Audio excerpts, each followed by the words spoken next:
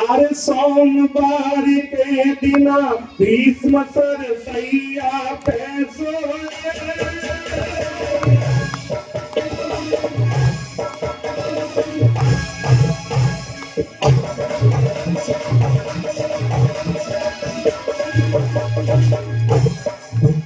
अरे सोमवार के दिन भीष्म सर सैया पे सोए। अरे लग रही भारी प्यास याद कर अर्जुन की रो।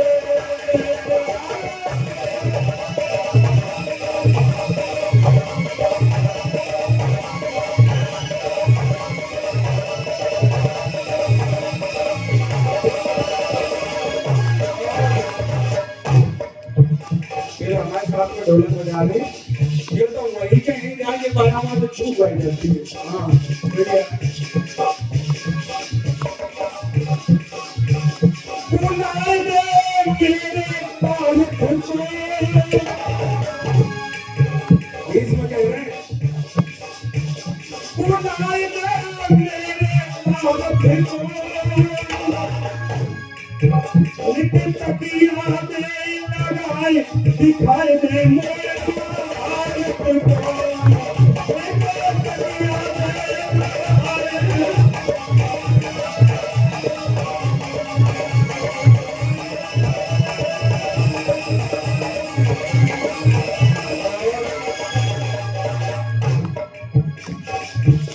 नीर अब को जाए पिलवावे, नीर अब को जाए पिलवावे। शायद नहीं है जो तेल पखत सुने पड़ी।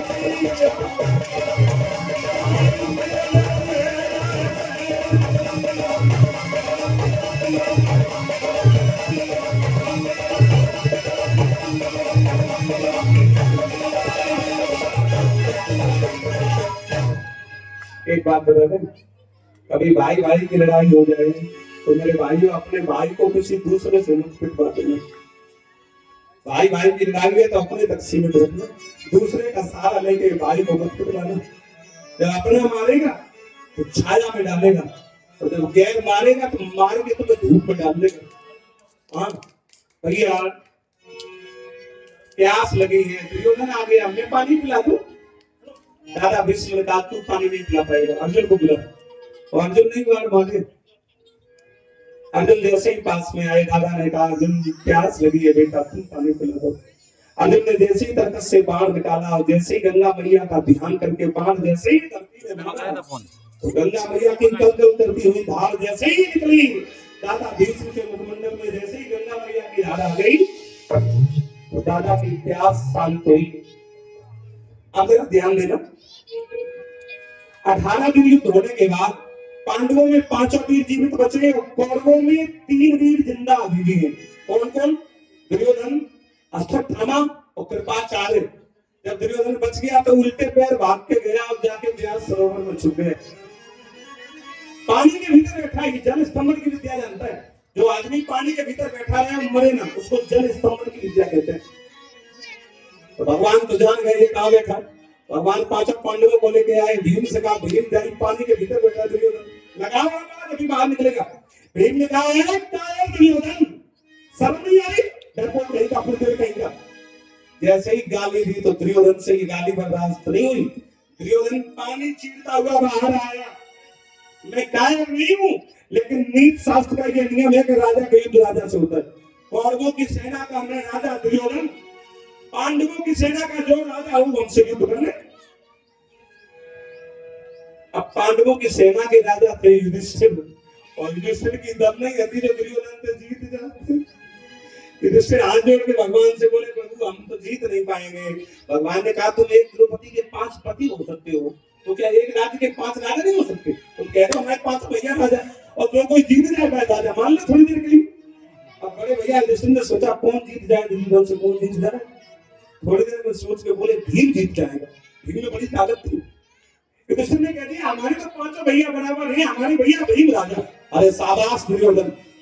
दुर्योधन ने कहा चलो मान लिया भीम राजा, लेकिन राजा को पूरे गांव की प्रजा झुक करके प्रणाम करती है। तो बड़े भैया युधिष्ठिर, तुम अपने छोटे भैया को प्रणाम करो पहले, तुम्हारा राजा है ये। युधिष्ठिर बोले हम कैसे प्रणाम कर दिए, हमारा छोटा भाई है। कन्हैया बोले कर दे, मैं एक ही गधा में मैंने धरे कर दो। अब युधिष्ठिर आए भीम के सामने, तो भीम के गले में परमात्मा श्री कृष्ण का चित्र पड़ा था, लौकिक पड़ा था भीम के गले में। युधिष्ठिर ने जैसे उस चित्र को देखा तो उस चित्र को प्रणाम कर दिया। दुर्योधन ने कहा ठीक है भाई, बड़े भाई ने छोटे भाई को प्रणाम किया, आता भीम हमारा तुम्हारा युद्ध होगा, आ जाओ। और देखो दो शर्तें हैं, पहली शर्त गदा युद्ध होगा, बोले ठीक है, और दूसरी शर्त कोई कमर के नीचे मारेगा नहीं, जितने प्रहार होंगे वो सब सीने में होंगे। भीम ने कहा ठीक है, दोनों शर्तें मंजूर है। अब गदा युद्ध हो रहा है, अब जरा ध्यान देना। दुर्योधन का पूरा शरीर पत्थर का था, केवल ये कमर में कमजोर था बस। गांधारी भैया ने वरदान दिया था सिर्फ। हाँ, तो भीम ने दुर्योधन के सीने में हजारों गदा के प्रहार किए, लेकिन दुर्योधन को कोई असर नहीं, वो तो पत्थर है। और जहां दुर्योधन ने 4-5 गदा के प्रहार भीम के किए, तो भीम की हड्डी पसली सब सरबरा गई, सब हड्डियां टूटने लगी। भीम परमात्मा श्री कृष्ण की ओर हाथ जोड़ के देखने लगे, प्रभु अपना मरवा दोगे। भगवान बोले हमें कहा देख रहे हो, वही मारा बीच में राजगढ़ के बैठे, वही मारा मारो। अरे बोले मेरी प्रतिज्ञा की है, कमर के नीचे मारेंगे नहीं। बोले तो भाई सब प्रतिज्ञा झूठी, तुम नंबर 1 की तो झूठा हो भीम। भीम बोले नहीं, मेरी प्रतिज्ञा भीम प्रतिज्ञा कहलाती है। तो याद करो जब द्रौपदी का चीर हरण हो रहा था, जब दुशासन साड़ी पकड़ के खींच रहा था, तब इसी दुर्योधन ने कहा था कि दुशासन द्रौपदी को नग्न करके मेरी जंघाओं पे बिठाओ। तब तुमने कहा था कि दुर्योधन एक दिन आएगा, अगर तेरी जंघाएं मेरे ने तोड़ी तो मेरा नाम भीम नहीं। तो जो पहले वाली प्रतिज्ञा है जंघाएं तोड़ने की, भाई आज पूरी कर लो। और जो आज वाली प्रतिज्ञा है कमर के नीचे में मारने की, भाई बाद में देखो। भाई पहले वाली पहले पूरी करो, बाद में देखो। भीम ने मना किया, बोले प्रभु ये धर्म नहीं है। तो भगवान ने याद दिला दिया, तो क्या वो धर्म था जब एक छोटे से अभिमन्यु को 7 वीरों ने घेर के चक्कर में मार दिया, क्या वो धर्म था? जैसे ही बेटा की याद दिलाई तो भीम को खून आ गया। भीम ने जैसे ही गदा का प्रहार उसके कमर में किया तो दुर्योधन की रीढ़ की हड्डी टूट गई। जैसे ही रीढ़ की हड्डी टूटी तो धराम से जमीन पे गिर पड़ा। 5 पांडव तो चले आए।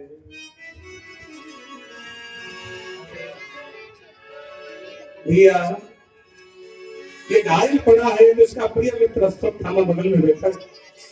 इसने कहा मित्र, जेन मित्र दुखाई दुखारी, उन्हें विलोकत पातक हार। मित्र तुम दुखी हो तो हमें भी कष्ट हो रहा है, बताओ दुर्योधन क्या बात है। तो दुर्योधन ने कहा मित्र सुनो, जो दर्द दिया अपनों ने दिया, गैरों से शिकायत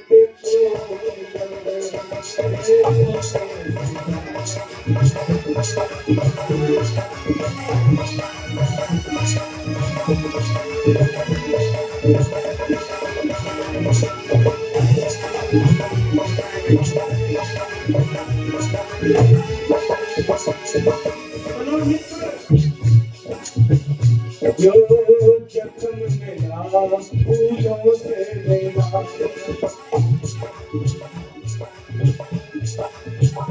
जो जख्म मिला फूलों से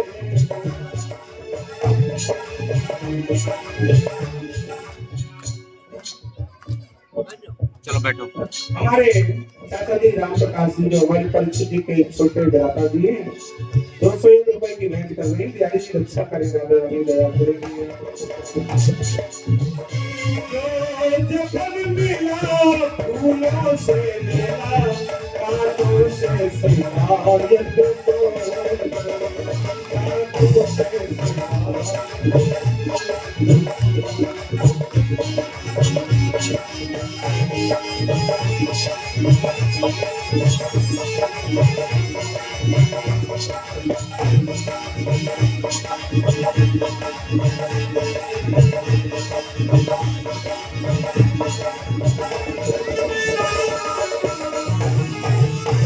भैया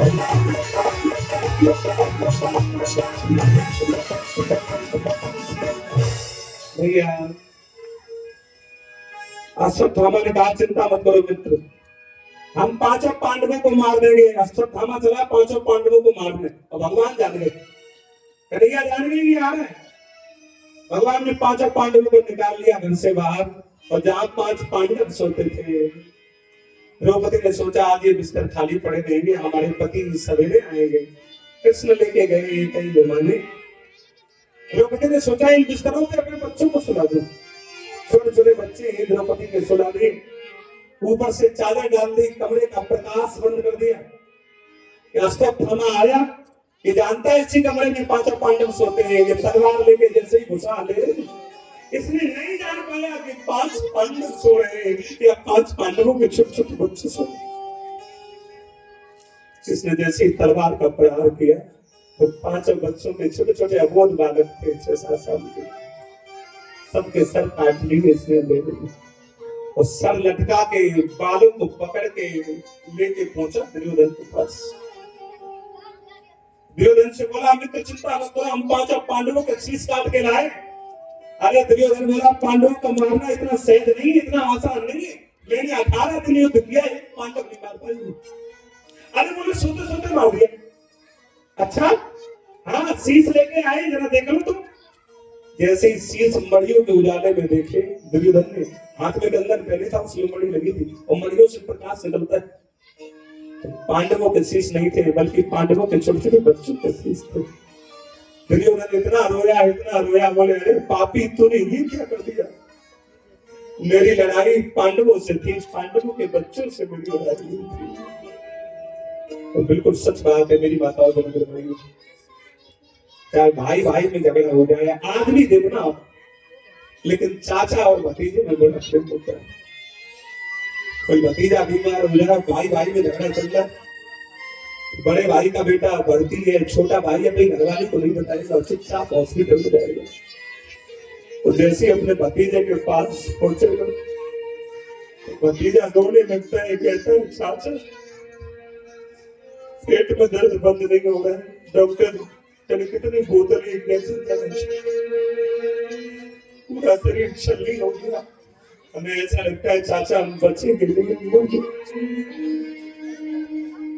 चाचा वहां तो आंसू रोक लेता है, बाहर निकल के हॉस्पिटल की गैलरी में रुकता है और डॉक्टर के पास जाता है। डॉक्टर से कहेगा डॉक्टर साहब अगर पैसे की कमी हो तो हम अपना खेत बेच देंगे, लेकिन हमारे बेटा को बचा लो, हमारे पति को बचा लो। दुर्योधन इतना रोया, रोते रोते दुर्योधन ने प्राणों को छोड़ दिया। और जैसे ही द्रौपदी सवेरे जागी, कमरे से खून की धारा बह बह करके बाहर आ रही। द्रौपदी जैसे ही कमरे में पहुंची और जैसे ही देखा, मैया बेहोश होकर गिर पड़ी। जब होश आया ना, ये पता नहीं चल रहा है छोटा वाला बेटा कौन सा बड़ा वाला कौन सा, धड़ पड़ी बच्चों के। द्रौपदी चिंगार लगा के रोक ली, कहाँ तुम चले गए, कहाँ तुम चले गए, और चिट्ठी न कोई संदेश, ना जाने वो कौन सा देश,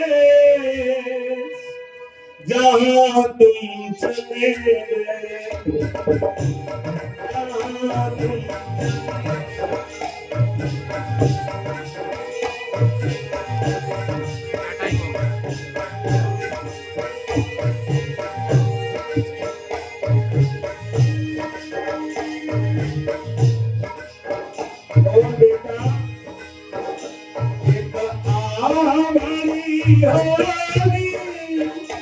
हमने न सुनी होगी, जाते जाते तुमने आवाज तो दी होगी, कितना भरी होगी।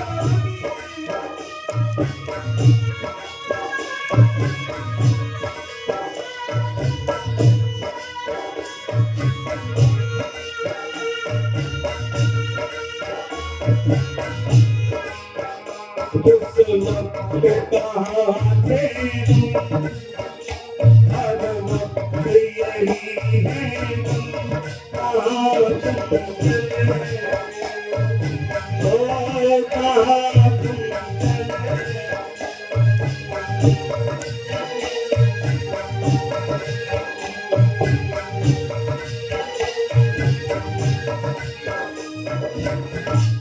तब तक परमात्मा श्री कृष्ण आ गए। द्रौपदी बोली भैया तुम जाने कहाँ चले गए। रात में किसी ने सोते हुए हमारे बच्चों के शीश काट डाले। अब मुझे ज्यादा कुछ नहीं चाहिए, केवल उसका मैं चेहरा देखना चाहती हूँ। भाई किसी को मारना था तो मुझे मार देता, मेरे बच्चों ने क्या बिगाड़ा था। भगवान के लिए आस्था थामा को पकड़ लाए और द्रौपदी के पैरों में डाल दिया। बताओ द्रौपदी तुम इतना बता दो इसे मारना कैसे। तुम चाहो कि उसके हजार टुकड़े कर दे और कुत्तों के सामने मांस डाल दे। तुम चाहो कि इसे जीवित हम जमीन के नीचे गाड़ दे गड्ढा खोद के। तुम केवल इतना बताओ मारना कैसे। अरे धन्य है दुनिया में माँ बहन बेटी हो तो द्रौपदी जैसी। भगवान ने द्रौपदी को दीदी कहा है और जो भगवान की दीदी होगी वो ऐसी वैसी नहीं होगी सारा। द्रौपदी ने हाथ जोड़ के कहा कन्हैया अब मारो मत इसको, छोड़ो मत जाने दो। अगर तुम इसको मार दोगे तो मेरे बच्चे तो मर ही गए, मेरे बच्चे तो जीवित नहीं होंगे। लेकिन अगर तुमने इसको मार दिया तो ये अपनी माँ का इकलौता बेटा है। मुझसे ज्यादा जोर इसकी मैया रोएगी और एक माँ का दर्द समझती है।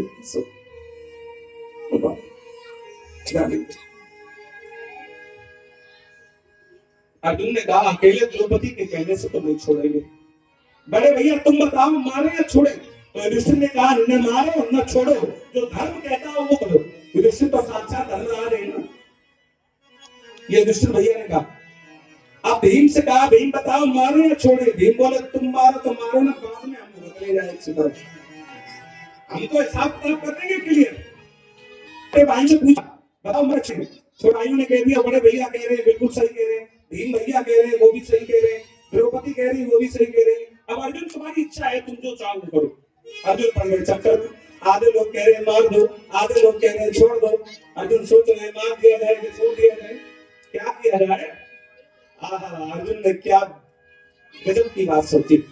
अर्जुन ने सोचा एक बार प्रभु से और पूछ लो। भाई ये तो सुप्रीम कोर्ट है ना, इनका डिसीजन फाइनल डिसीजन। भगवान ने अर्जुन की तरफ देखा, हाथ जोड़ के बोले प्रभु आप बताओ इसको मारे या छोड़े। तो जरा भगवान का वक्तव्य देखिए। भगवान ने क्या कहा। भगवान ने कहा अर्जुन ब्रह्म बंधर्वहंतव्यम, ये ब्राह्मण पुत्र है इसको कभी मारना नहीं चाहिए। लेकिन सुनो अर्जुन अभी आधा श्लोक हुआ है पूरा सुन लो। आपताई बधाधर्म, ये ब्राह्मण पुत्र है कभी मारना नहीं चाहिए।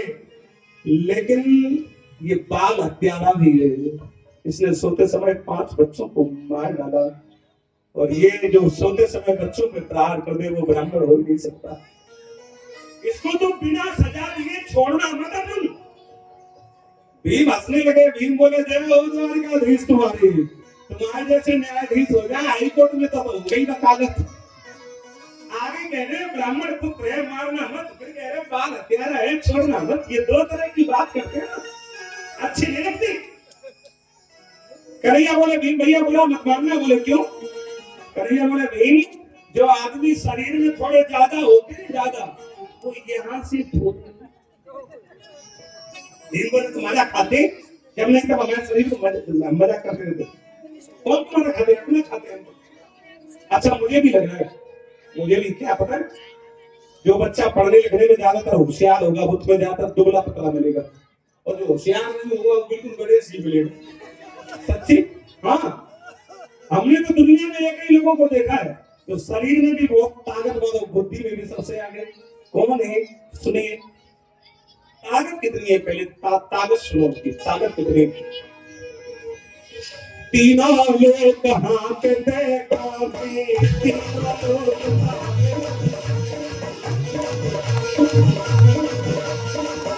अगर एक बार हुक्का लगा दे तो तीनों लोग हिल जाते।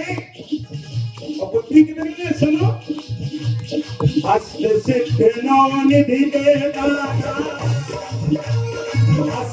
दीन जाने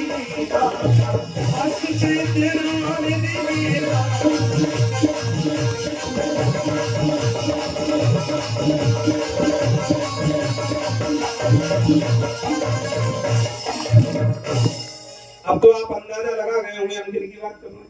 किन की बात कर रहे हैं? हनुमान जी महाराज की। हाँ, अगर आप भी चाहें कि हमारी बुद्धि भी सबसे तेज हो जाए और शरीर भी खूब बढ़िया हो जाए, तो आप लोग एक काम करो, मेरा एक कहना मानो। क्या? सब लोग गौ माता का दूध पियो। गौ माता का दूध पियोगे तो गौ माता का बछड़ा देखा है? बछड़ा बहुत सुंदर होता है देखने में और बहुत चालाक होता है। हाँ, गाय का दूध पियोगे तो चालाक भी हो जाओगे और शरीर भी बड़ा एक्टिव हो जाएगा। हाँ, अगर भैंस का दूध पियोगे, भैंस का, तो भैंस का पड़ा देखा है? पड़ा जहाँ दूध पी के पड़ा वही पड़ा।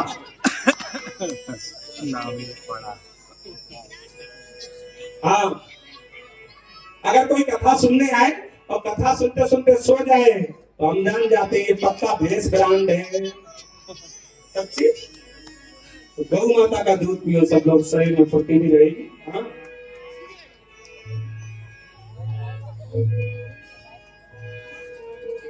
आज जैसे ही अर्जुन से कहा, अर्जुन तुम इसका अपमान कर दो, भले सभा में अश्वत्थामा का मस्तक छीन लिया।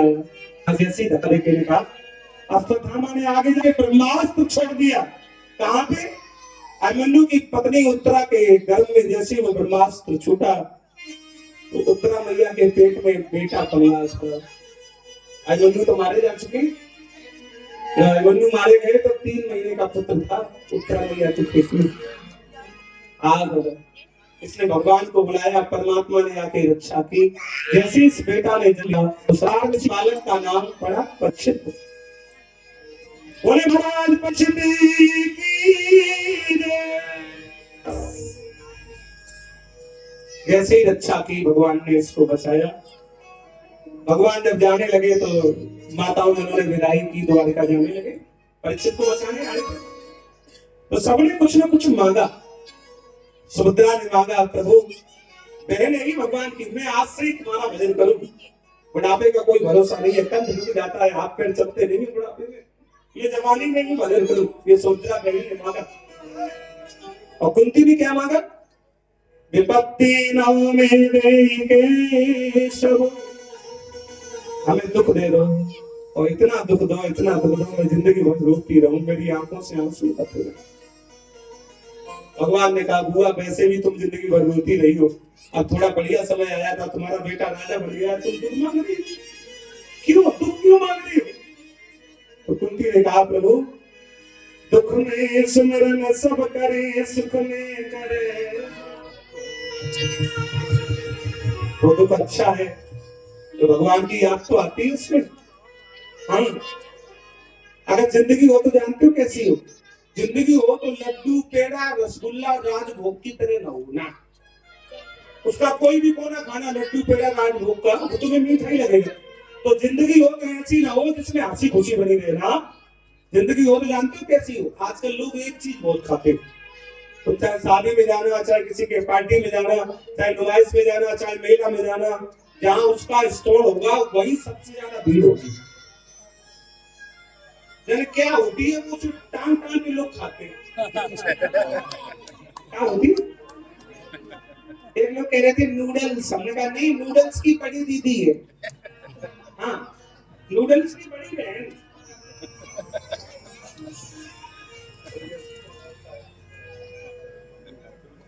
आप मानोगे नहीं, मैंने आज तक नहीं खाई, सच्ची मुझे अच्छी नहीं लगती देखने। यार कैसी लगती? गेड़ुआ जैसी। सही ना?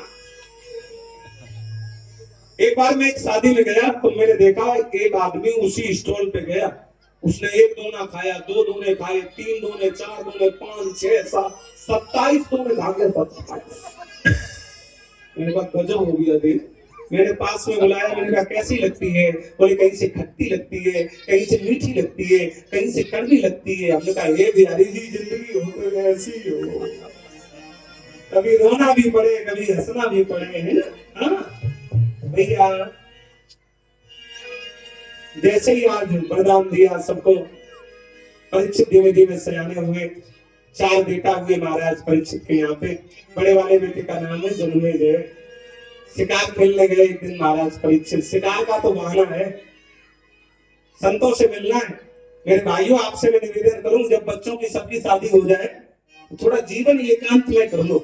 बेटियों की शादी हो जाए, एकांत में जीना सीख लो। और माताओं बहनों, मैं आपसे भी निवेदन करूं, जब घर में सब बच्चों की शादी हो जाए तो चाबी का छल्ला पकड़ो और बहू को पकड़ा दो। सो ये करेंगे नहीं ना, ये कहती कभी की बिटिया क्या जाने, तुम ज्यादा जानते हो। तो भाई घर में लाठी चल रही है, वो सास बहू में जाहिर से चल रही है। जब तक तुम बहू को जिम्मेदारी नहीं दोगी तब तक बहू रोज माई के भागेगी। मम्मी बीमार है, पिताजी की तबीयत खराब है, जाने दो मम्मी, चली जा। और बहू को तुम जिम्मेदारी दे दो। हमारे आदमी क्या करते पता, बहू के भैंस लेके खरीद के बांध देते।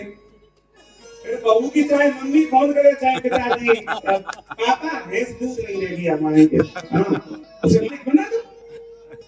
शिकार खेलने गए, रास्ते में गैया मैया रोती हुई आ रही है, पीछे एक लंगड़ाता हुआ भेड़ आ रहा है, उसके पीछे एक हाथ में एक काला कलूटा, हाथ में मूसल लेके एक आदमी आ रहा है। कौन है आप? ये लोग को पीट रहे हो? उस काले कलूटे का आवाज, ये गाय नहीं है हरती, ये ही पृथ्वी कहलाती है। कलयुग में बनी दशा देख, गैया बन भागी जाती।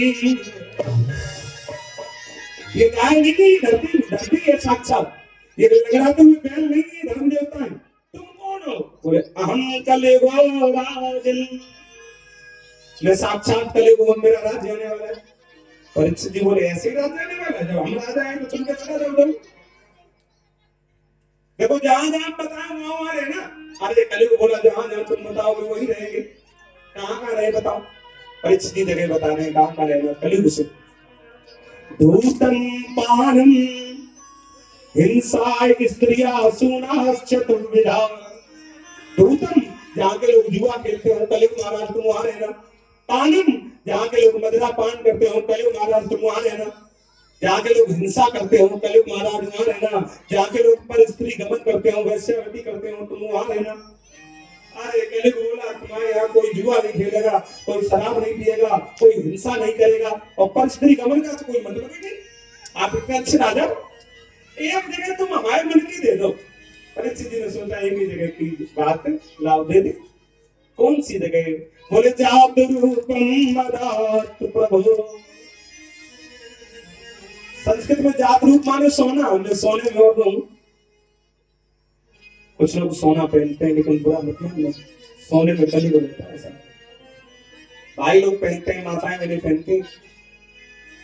अरे आप पहनो कोई बात नहीं, हमने तो बहुत से कथावाचकों को देखा है, भागवत कह रहे हैं सोना पहने, 10 उंगलियों में सोने की अंगूठी चढ़ाए। हमने तुम सुधर जा, दुनिया तो बाद में सुधरेगी फिर। हाँ, लेकिन एक विवाद और है, उसमें एक कट भी है। क्या? जो ईमानदारी की कमाई का सोना है उसमें बिहारी जी रहते हैं, और जो बेईमानी का सोना है उसमें कलयुग रहता है। हाँ? तो कहीं सोना पड़ा हुआ मिल जाए, फ्री का मिल जाए, उसको मत पहनना कभी ना ना। अच्छा बुरा मत मानना, जो लोग सोना पहन लेते हैं उन्हें थोड़ा ना थोड़ा घमंड हो ही जाता है, सच्ची। हाँ हाँ, एक आदमी चवन्नी भर के अंगूठी बनवाई, चवन्नी भर के अंगूठी। अब उसने सोचा दिखाएगा, तो मोहल्ले में थी शादी, उसने पहनी अंगूठी और कुर्सी मेज पे हो रहा था खाना। वो आ गया भीड़ में और चिल्लाने लगा, सब्जी लाएगा, सब्जी सब्जी ला, पानी पानी, पत्तल पत्तल, रसगुल्ला, रायता रायता डला हुआ है। एक आदमी जान गया ये व्यवस्था नहीं देख रहा, ये अपनी अंगूठी दिखा रहा है। अच्छा बाकी 5 की जंजीर पहने बैठा, लेकिन वो नहीं रहा था, वो बटन बंद किया था अपने जंजीर। हाँ, जैसे ही वो उसके पास आया, उसने कहा 2 पूरी याद रखो। उसका ही गुस्सा, उसने खोली अपनी कागजी बटन, बोले 4 पूरी याद रखो।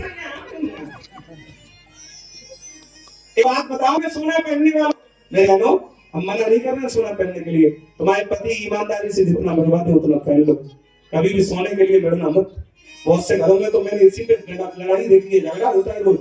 माता मैंने कहती हमें चूड़ी बनवा दो, हार बनवा दो, सीता रानी 5 मंजिल की झोंकी। अभी अब तलक सुनने को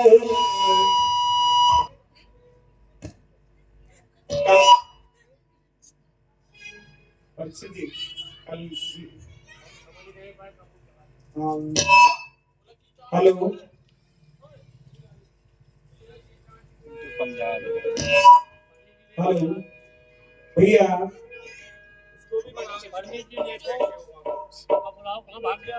हेलो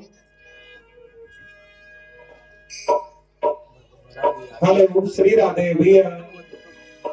एक प्रश्न है आप लोगों से, क्या और कब तक इस तन को सोने चांदी से सजाओ, कब तक इस तन को।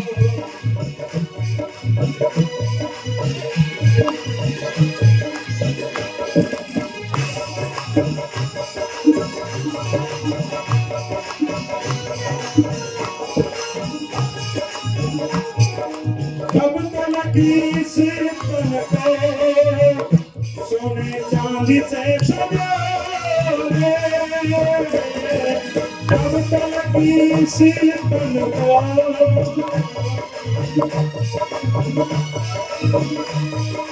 कब तक इस तन को सोने से सजाओगे। एक दिन ऐसा आएगा इसे आग में जलाओगे, एक दिन ऐसा आएगा।